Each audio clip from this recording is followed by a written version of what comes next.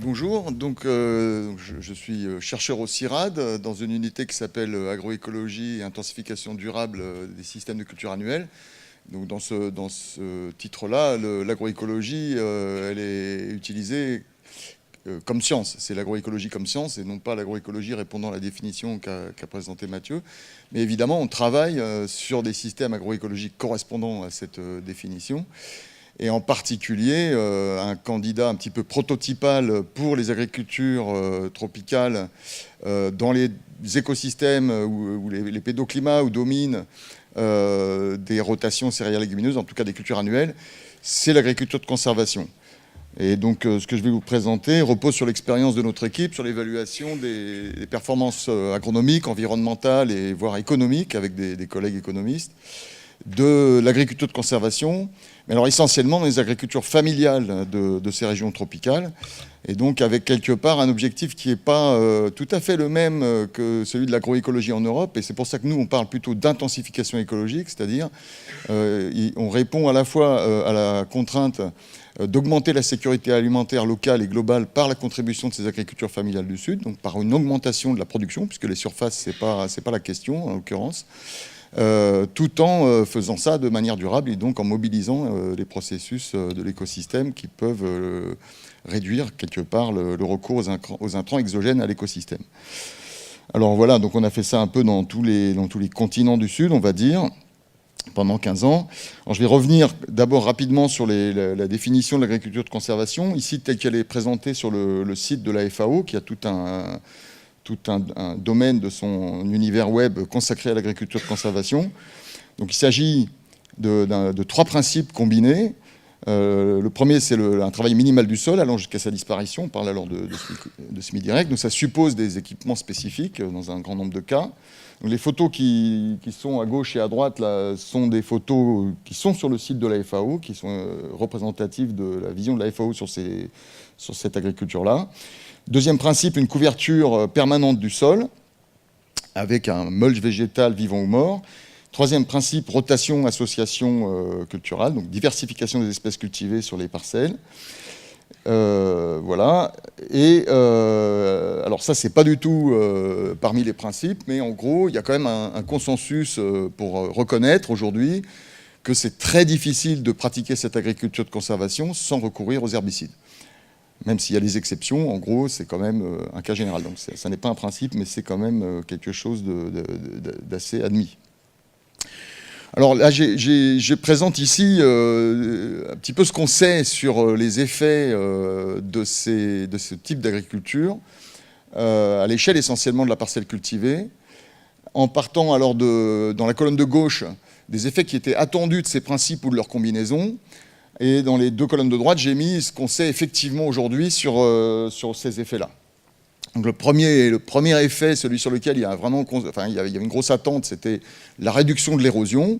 Et là, effectivement, on peut affirmer que ça marche très bien, c'est-à-dire que ces systèmes permettent effectivement une réduction drastique de l'érosion pratiquement dans tous les cas, et ce, même avec des quantités modestes de biomasse utilisées pour couvrir les sols. Le deuxième effet qui est attendu de ces systèmes, c'est une réduction des stress hydriques. Les couvertures, dans le cas essentiellement de couvertures mortes. Ces couvertures mortes, elles favorisent à la fois l'infiltration, ce qui est une des raisons pour lesquelles ça réduit l'érosion, et elles réduisent l'évaporation. Seulement, cet effet, en fait, il s'avère qu'il est beaucoup moins fréquent que ce qu'on espérait. Donc, il se manifeste que dans les climats très secs. Et même dans des climats où il y a du stress hydrique, mais où l'aridité n'est pas énorme, l'agriculture de conservation ne permet pas toujours de réduire les stress hydriques, même souvent ne permet pas du tout de les réduire, parce que ce qui se passe, c'est plutôt une augmentation des pertes en eau par drainage. Donc, le surcroît d'eau qu'on a infiltré, il va partir plutôt par en dessous. Et ça, c'est dans tous les cas de figure où, en fait, les périodes de sécheresse suivent des périodes où il y a plutôt de l'excès d'eau par rapport aux capacités de stockage du sol, et ça c'est plutôt en fait le cas général. Alors une augmentation des stocks de nutriments dans les sols et du carbone. Alors là aussi, ça c'est un effet qui est à la fois le fait que on restitue davantage de biomasse et puis on organise le recyclage des nutriments en essayant de réduire justement les pertes par drainage. Alors on voit que cette réduction des pertes à travers le flux de drainage, elle est loin d'être systématique, même quand on introduit des plantes de couverture, etc. Par contre, oui, d'une manière générale, on a quand même une augmentation des stocks de nutriments, tout simplement parce qu'on ajoute, on exporte moins de biomasse. Et ça peut se traduire par une économie possible d'apports exogènes et de fertilisants minéraux. Mais bon, là, les tendances à long terme sont assez mal connues, en particulier sur la séquestration du carbone. On s'attend à ce qu'il y ait des plateaux assez vite, mais ils sont très variables selon les écosystèmes. Alors, en parallèle à cette amélioration des cycles des nutriments, il y a aussi un effet qui était attendu et qui se manifeste effectivement, c'est celui de l'immobilisation de l'azote par les micro-organismes du sol, avec des risques de compétition entre ces micro-organismes et la culture, donc des fins d'azote. Et là, donc, c'est un effet qui s'avère effectivement, qu'on vérifie. Il est néfaste d'une certaine manière, dans la mesure où il contraint, dans un certain nombre de cas, à mobiliser des engrais à des périodes bien précises pour réduire ce risque.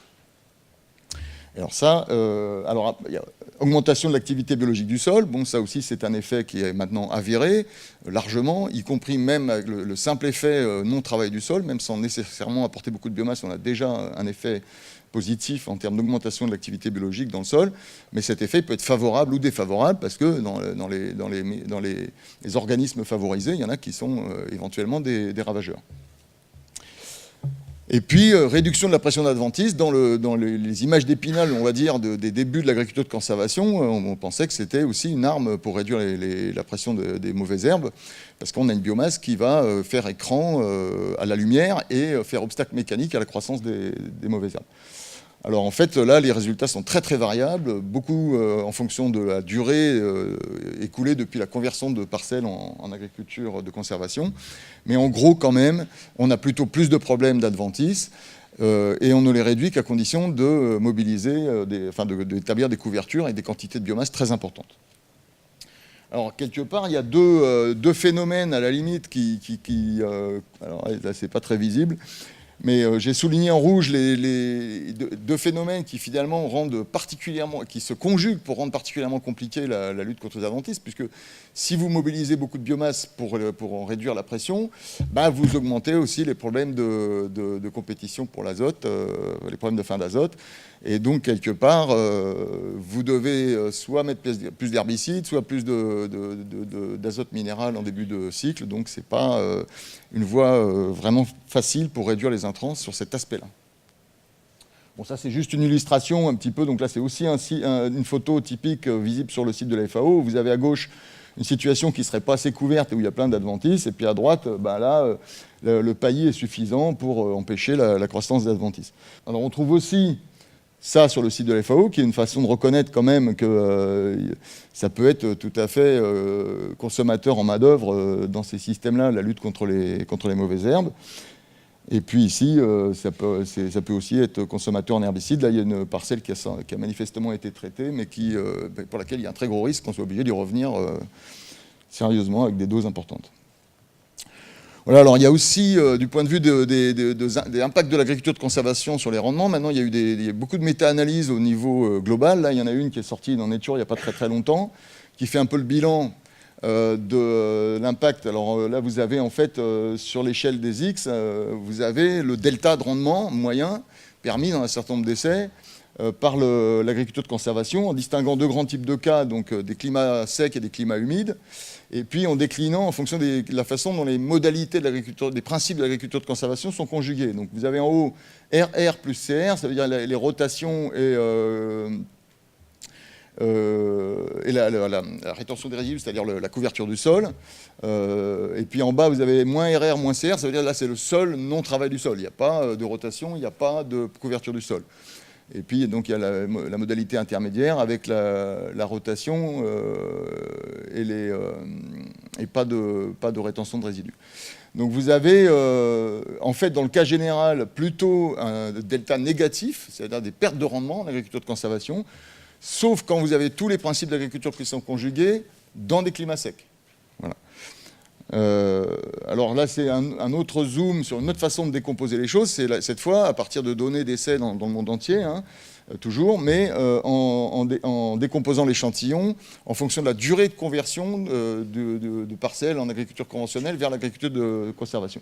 Et donc à plus long terme, donc là on retrouve, alors là il n'y a pas la distinction entre climat, mais on retrouve l'effet globalement négatif sur les rendements, sauf à long terme, pour les cas où on a à la fois rétention de résidus et rotation. Là aussi, alors une autre méta-analyse, cette fois, qui est réalisée dans notre équipe, on a essayé de privilégier des échantillons, dans l'échantillon les zones tropicales, mais enfin il n'y a pas que ça. Et là, c'est pour illustrer le fait qu'il y a un facteur aussi qui interagit très fortement avec les performances de l'agriculture de conservation, c'est la quantité d'azote qu'on mobilise. Hein, donc là, à gauche, toujours le delta, cette fois il est en Y, donc quand il est en dessous de 0, c'est qu'on a une perte de rendement liée à l'agriculture de conservation, quand il est au-dessus, c'est qu'il y a un gain. Et donc ce gain tarde de toute façon toujours à se manifester au cours du temps, en fonction de l'accumulation des effets positifs de l'agriculture de conservation sur le fonctionnement de l'écosystème. Mais il est beaucoup plus précoce et beaucoup plus marqué quand on a beaucoup d'azote. Donc c'est aussi un élément important à considérer. Et c'est c'est un des éléments majeurs qui peut expliquer la raison pour laquelle, finalement, cette agriculture de conservation, elle est quelque part relativement, enfin, elle est adoptée de manière assez significative dans les agricultures des pays industrialisés du Sud ou du Nord, mais absolument pas, ou presque pas, dans les agricultures familiales du Sud. Agriculture pauvre en l'occurrence. Donc là, c'est un exemple pris à partir de pays contrastés en termes de place de l'agriculture familiale dans l'agriculture du pays. Alors, on a travaillé beaucoup là-dessus et on peut, la synthèse de ce qu'on a compris sur les contraintes qui expliquent ce défaut d'adoption, on va dire, c'est d'abord cette perte de rendement qui se traduit en fait dans ces agricultures-là par une baisse de productivité économique de la terre ou du travail quand on est dans des agricultures peu intégrées au marché en particulier. Donc, et c'est en particulier parce qu'il y a un surcroît de travail important dans le contrôle des mauvaises herbes. Quand on est plus intégré au marché, eh ben, oui, c'est pas du travail qui est utilisé pour compenser les problèmes, c'est des intrants en l'occurrence, et cette agriculture souvent, elle a accès à un marché qui est quand même pas très rémunérateur, où le ciseau des prix à la ferme, à la porte de la ferme, est pas très favorable, donc ça rend les choses très compliquées. Il y a aussi la prédominance de l'objectif de subsistance à court terme par rapport à celui du long terme. L'insécurité foncière qui se conjugue avec ça pour rendre difficile à un producteur d'investir sur l'avenir s'il n'est pas sûr que c'est sur cette terre-là qu'il produira encore dans le futur. Et puis la compétition entre les différents usages de la biomasse. C'est-à-dire souvent, et c'est particulièrement vrai dans les climats secs, qui serait l'exception dans laquelle on aurait un effet positif à court terme de l'agriculture de conservation, parce que c'est aussi dans ces climats que la biomasse elle est valorisée au maximum, par exemple pour l'élevage, mais aussi pour la construction, pour le combustible. Et enfin, la faible capacité d'investissement et d'accès aux équipements spécifiques pour le semis, pour la maîtrise des adventices, etc. La faiblesse de l'environnement économique et institutionnel contribue à tous ces facteurs d'une certaine manière. Là, c'est juste un exemple de données sur lesquelles on a montré qu'on a une forte augmentation des temps de travaux nécessaires à l'agriculture de conservation, en particulier avec l'augmentation du post-sarclage. Et puis, ça se traduit aussi par un changement important dans la distribution à l'intérieur des familles de la charge de travail. C'est-à-dire que là où le labour, c'est une tâche masculine, souvent, on se retrouve avec des sarclages qui sont une tâche féminine, et c'est les femmes qui se retrouvent avec surcroît de travail. Donc ça peut être aussi une contrainte très importante. Aussi, autre illustration, des spécificités pour l'agriculture familiale, là, des équipements. Alors, il y a eu tout un effort de fait pour essayer de développer des équipements adaptés à des petites structures de production. Ici, des épandeurs d'herbicides, en traction humaine ou animale. Mais c'est pour moi un peu le témoin du fait que cette agriculture-là, elle se fait que si on accède à ces équipements et aux produits qui sont visés par ces équipements. Voilà. Alors, il y a une exception sur laquelle je vais quand même passer une minute, parce que c'est le cas de l'agriculture motomécanisée, qu'elle soit familiale ou pas en fin de compte, mais à condition d'être au moins un minimum capitalisée, sous les tropiques, où là, il y a un certain engouement des exploitations pour ces techniques de production. Et c'est parce que dans ce cas-là, on a bel et bien une économie, parce que l'économie de carburant, donc c'est des impacts sur la marge brute à l'hectare qui sont de l'ordre d'une augmentation de 10%, c'est pas non plus énorme, mais ça peut suffire vraiment à provoquer l'adoption de ces pratiques. Et c'est lié au fait que donc l'économie de carburant n'est pas compensée par les pertes par le surcroît en intrants, azote minéral ou herbicide. Alors les exemples typiques, c'est en Amérique latine, mais il y a aussi des caricatures dans ces exemples typiques. C'est celle de l'Argentine ou du Brésil, enfin en particulier, où c'est la monoculture de soja couplée avec l'agriculture de conservation. Et une monoculture de soja qui fait largement appel au soja Roundup Ready, avec donc des quantités de glyphosate importantes. Et donc on a vu en Argentine, en particulier pendant une décennie, les surfaces en soja multipliées par 3, et le glyphosate multiplié par 14 dans la même période. Donc, et on voit aujourd'hui les dégâts de ces systèmes avec l'apparition d'une flore adventice nouvelle et tolérante aux herbicides, et puis aussi des adaptations de la flore par évolution génétique sous forme de flore aussi également résistante aux herbicides. Voilà. Alors bon, les solutions, donc il semble bien que la rotation et les rotations relativement longues soient une arme importante pour corriger ces défauts potentiels de l'agriculture de conservation, mais elles sont inscrites dans les principes, mais enfin, force est de constater qu'elles sont rarement appliquées là où l'agriculture de conservation est adoptée de la manière la plus massive, dans ses modalités les plus efficaces, dans leurs modalités les plus efficaces pour lutter contre les problèmes d'enherbement. Les pistes de recherche sont listées là, donc il y a aussi la sélection de variétés adaptées au contexte de l'agriculture de conservation, avec des variétés, des cultivars hautement compétitifs, la gestion des peuplements à très haute densité, une fertilisation localisée, donc on va aussi vers des systèmes aussi plus... l'optimisation et le changement régulier des dates de semis, des calendriers de mise en culture, pour perturber la flore, et éventuellement le biocontrôle microbien. Là, on va de toute façon vers des solutions qui évoquent le dessin présenté par Jacques avec un intrant intelligence, ou en tout cas pilotage fin de la culture, mais il n'y a pas de solution simple en l'occurrence. Voilà, ça paraît clair. Voilà, je vous remercie.